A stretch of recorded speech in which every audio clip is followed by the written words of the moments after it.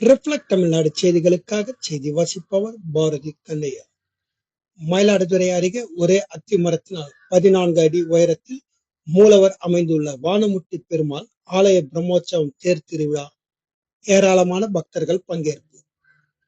மயிலாடுதுறை மாவட்டம் மயிலாடுதுறை அருகே கோழிக்குத்தி என்ற கிராமத்தில் 14 அடி உயரத்தில் ஒரே அத்தி மரத்தில் அமைந்துள்ள வானமுட்டி பெருமாள் எனப்படும் சீனிவாச பெருமாள் ஆலயம் அமைந்துள்ளது.